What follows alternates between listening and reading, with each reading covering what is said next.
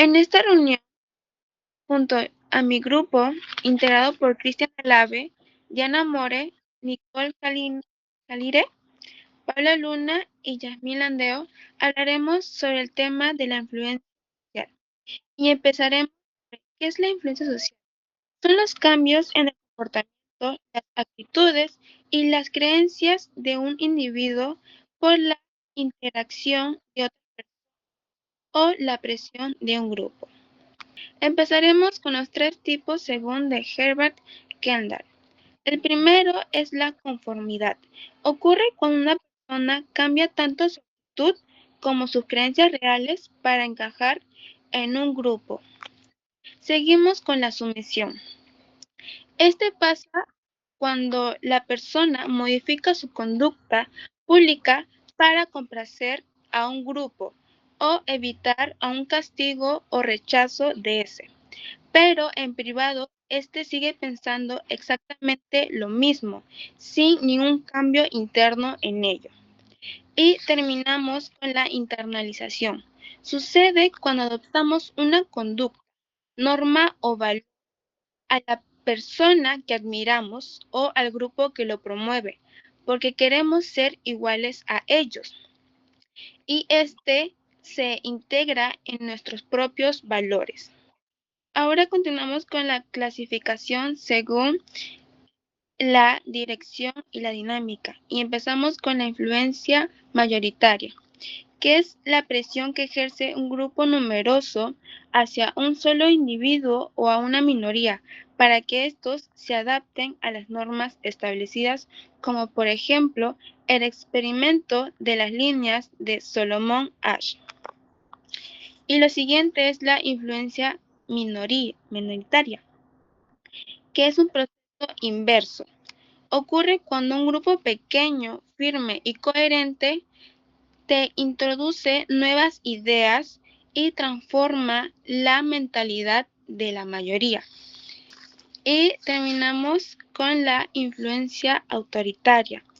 Se da cuando la fuente es la influencia es una figura que ostenta poder o jerarquía, obligando a la persona a actuar de manera que quizás no lo haga a su propia voluntad. Y así termina el primer punto sobre este tema. Bueno, continuando con el tema 2, que es la obediencia a la autoridad y factores situacionales, mi presentación se basará en la comparación de dos perspectivas, la de Stanley Milgram y de Michel Foucault, ¿no? Eh, a lo largo de la historia, el, el ser humano ha intentado comprender cómo éste se somete a las normas, ya sea tradicionalmente divinas o pues de leyes que bajo las sociedades se han ido construyendo, ¿no? A ver, primero con Milgram, que en la década de los 60 llevó un experimento para comprobar qué tan obediente es el individuo ante una orden, o es decir, ante una autoridad, qué tipo de influencia podía ejercer a él. Él identificó a dos tipos de influencia, de estructura jerárquica y de instrucción explícita. Eh, para explicar cómo estas personas pueden infligir daño a través de, de estos... Corta, corta. Infligir daño a través de estas órdenes, Milgram definió un término llamado estado agéntico.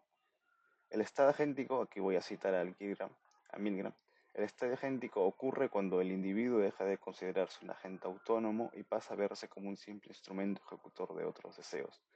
En otras palabras, la persona ya no se considera responsable de sus acciones, sino un medio para realizar el deseo de otras personas. Los factores situacionales que identificó Milgram son tres: espaciales, sociales y normativos. Espaciales se define como la distancia a la víctima, es decir, mientras más alejado estés, tanto emocionalmente como físicamente de la víctima, eres más propenso a ejercerle daño sin sentir culpa. y la proximidad física a la autoridad. Mientras más cerca estés físicamente del que ejerce el poder, es más probable que obedezcas. El factor social se da por el rol que tiene el ente de poder, el estatus que tiene dentro de la sociedad, básicamente. Y los normativos, la legitimidad que tiene el poder, tanto la institución como el ente coercitivo que intenta ponerle su poder. Como medida opuesta está Foucault, que es un pensador del mitad del siglo XX, y si bien él también define o sea, él también está de acuerdo de que el individuo puede ser propenso a influencias a través de, pero a diferencia de Milgram, no considera que el individuo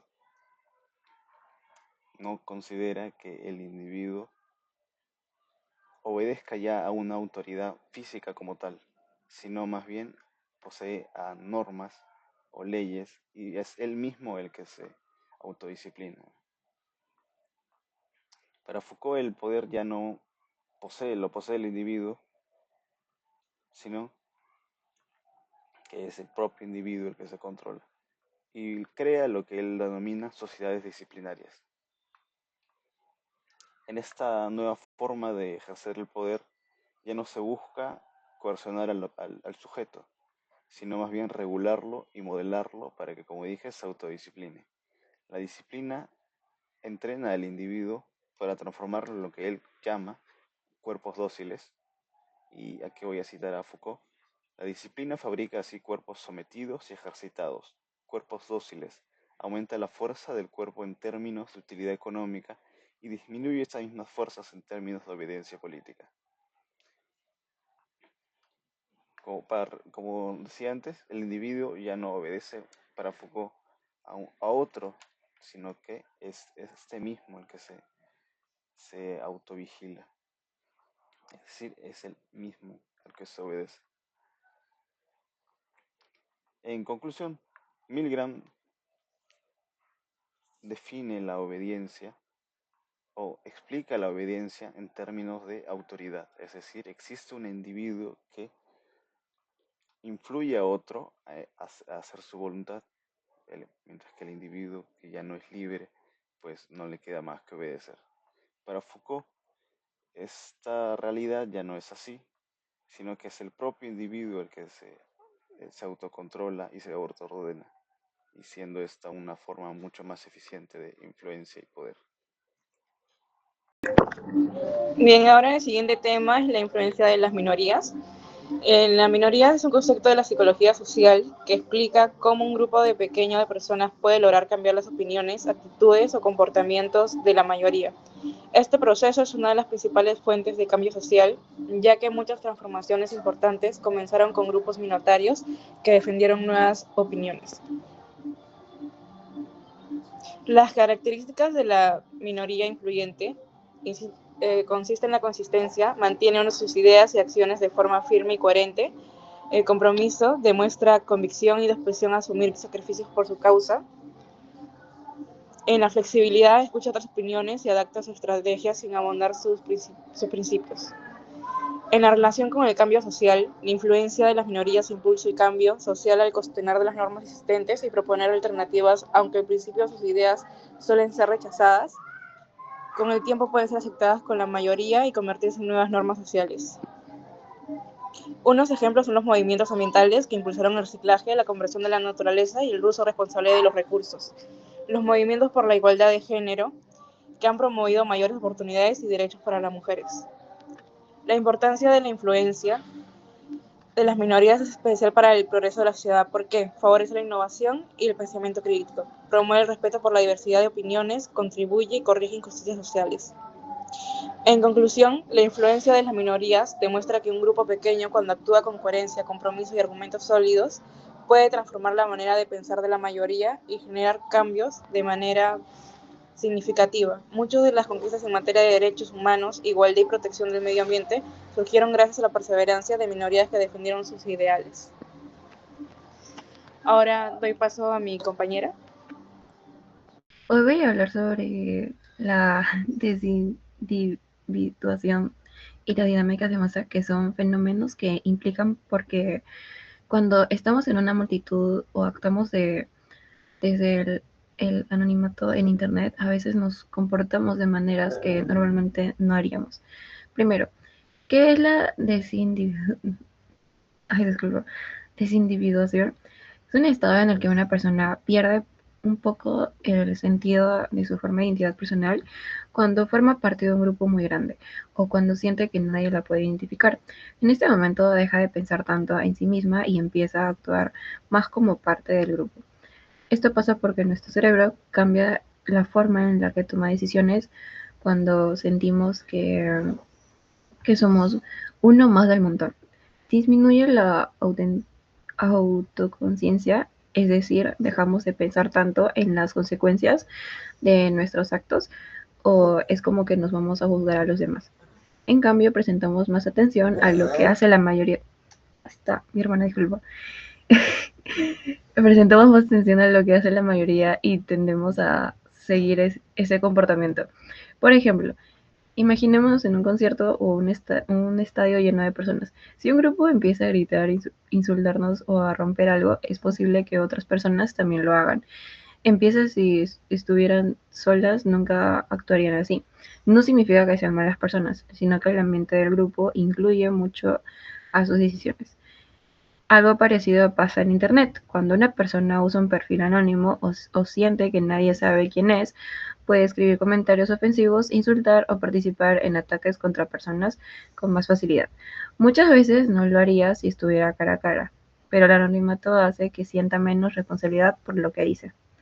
También es importante aclarar que la desindividuación no siempre lleva a comportamientos negativos. A veces ocurre lo contrario. Si una multitud se une para ayudar después de un desastre natural o para apoyar una causa solidaria, las personas también pueden sentirse inspiradas por el grupo y hacer cosas muy positivas como donar, ayudar o colaborar. En conclusión, la desindividuación nos demuestra que nuestro comportamiento no depende solo de nuestra personalidad, sino también del contexto en el que estamos. Por eso es importante aprender a pensar por nosotros mismos, incluso cuando estamos rodeados de muchas personas o cuando usamos redes sociales, recordar que nuestras acciones siempre tienen consecuencias, nos ayudan a tomar mejores decisiones y a no dejarnos llevar solo porque todos lo están haciendo. Bueno, el tema que me tocó a mí fue lo que es la influencia social en la era digital y redes sociales con algoritmos. Creo que por lo que podemos saber, pues la influencia social en la era digital es el efecto que tienen las redes sociales y la tecnología sobre la forma en la que las personas piensan, actúan, sienten y toman decisiones. Creo que más que todo, la influencia antes provenía por parte de la familia, los amigos, en la escuela, como hoy en día en la actualidad, creo que mayormente las plataformas como TikTok, Instagram, Facebook, YouTube, Twitter, donde millones de personas pues comparten contenido de su vida diaria o trabajos, como que influye mucho en las personas mayormente. Las redes sociales pues son plataformas digitales que permiten comunicarse, compartir fotos, videos, noticias, además de crear comunidades, ¿no? Donde creo que si un influencer, un ejemplo, va a un restaurante, a una tienda de zapatillas, creo que si da una promoción, mayormente he visto que pues van como que si vas con este código o algo así, obviamente la gente va, les interesa, quieren conocer el lugar y así como que poco a poco se va generando, ¿no? Los algoritmos son programas que utilizan las redes sociales para analizar el comportamiento de cada uno. Por ejemplo, eh, analizan más que todo los videos que nos gustan, videos que le damos likes, publicaciones, comentarios que hacemos y cuántas personas seguimos, ¿no? Creo que de acuerdo a eso, tanto una aplicación pues se va modificando y te va planteando lo que más, a ti más te gusta, ¿no? Por ejemplo, pues en mi caso yo pues voy al gimnasio, entonces si en TikTok entro y le doy like a vídeos que son de rutinas, comidas, suplementos, eh, ¿cómo se llama? La aplicación, obviamente, al momento de ver que le doy like o comparto videos o hago comentarios acerca de esos videos, obviamente cuando yo ingrese de nuevo, me va a salir todo ya de acuerdo a mis gustos, ¿no? ¿Cómo influyen las redes sociales y los algoritmos en nuestra vida cotidiana, que se podría decir? En nuestras opiniones, pues si una persona solo recibe noticias sobre uno mismo, tema de un inicio, de un punto de vista, puede llegar a pensar que es la única forma.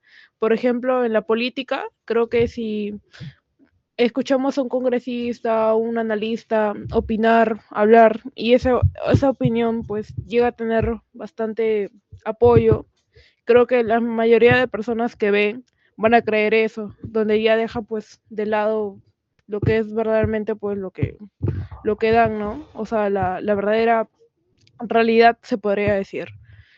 Tanto como en las tiendas, pues igualito las marcas utilizan pues publicidad, como pues en los celulares, con los celulares, anuncios, los audífonos, accesorios, redes sociales, ¿no? Lo que más que todo llama la atención a la gente. Y acá voy a tocar un punto más clave, que se podría decir que es la autoestima.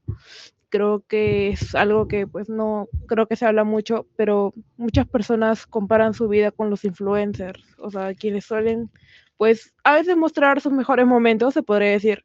Un ejemplo, eh, hay personas que pues obviamente, a ver, yo como ya les expliqué, pues hago ejercicio, ¿no? Entonces como que a veces personas que son nuevas, iniciando el mundo fitness, se podría decir, en redes sociales obviamente siempre vamos a buscar rutinas, comidas, algo que nos guíe más que todo, ¿no?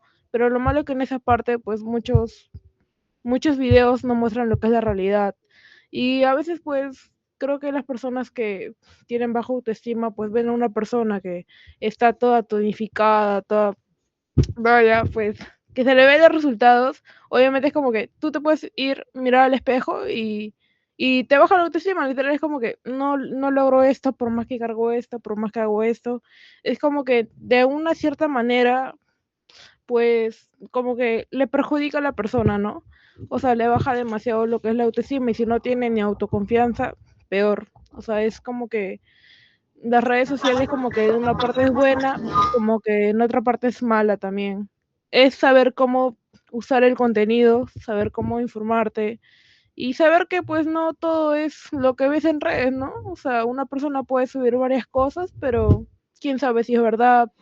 A veces suben buenos momentos, nunca los malos. Obviamente creo que casi nadie sube malos momentos, creo que son casi personales de cada uno, entonces, bueno, es cosa de, cosa que pues, mm, no se sabría saber, ¿no? Pero creo que es una parte de la autoestima, pues, es un tema muy hablado, la verdad.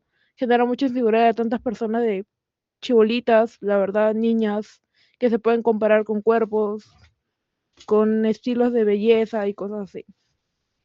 Ya, bueno, mi conclusión acerca de la influencia social a través de las redes sociales, creo que pues de una manera nos ayuda a comunicarnos, a saber temas que desconocemos y tener acceso a varias informaciones. Pero por otro lado también es malo, porque si lo usamos de una manera mala, pues nos puede llegar a afectar bastante. Como dije, puede ser el tema de la autoestima, y creo que es un tema pues muy importante en sí. Y siento que antes de llevarnos por cosas que vemos, siempre hay que vivir lo que es la realidad, ¿no? En pocas palabras, saber valorarte a ti mismo, aprender sobre ti, conocerte a ti mismo y nunca dejarte llevar por cosas que ves, pues. O sea, igual nunca todo es realidad. O sea, siempre va a haber algo que pues no sabe, ¿verdad? Y más que todo valorarte, conocerte a ti mismo y nunca dejarte llevar por cosas que ves o comentarios. Una reflexión de lo que yo estaba hablando, o sea, no tengo una anécdota que contar, pero no sé, sería que al final estar en un grupo no debería hacer que nos olvidemos de quiénes somos. O sea, que es importante pensar por nosotros mismos y recordar que aunque nadie nos vea o todos hagan lo mismo, o sea, siempre somos responsables de nuestras acciones. Bueno, la reflexión sobre mi tema, que es la influencia minoría, yo creo que la influencia mayoría más minoritaria y todo en conclusión lo que hemos hablado tiene un impacto en las tomas de decisiones de las personas tanto sociopolíticas o económicas y en la vida cotidiana. Eso prácticamente es la reflexión que he tenido, ¿no? O sea, para la toma de decisiones de cada uno, por ejemplo, las votaciones de este año, tanto por ejemplo Keiko o JP, creo que la gente, la mayoría, se vio más influenciada por Keiko que por JP en este caso. Ese sería un ejemplo de la influencia mayoritaria o minoritaria, como quieran decirlo, ¿no? En este tema, pues hablamos sobre qué es la influencia social y sus varios tipos, gracias a mis compañeros. Y para terminar, en esta reunión, la influencia social es como una corriente invisible que nos guía a través de nuestras decisiones. Y realmente conocerla es un gran paso para empezar a elegir por nosotros mismos. Y así termina el video.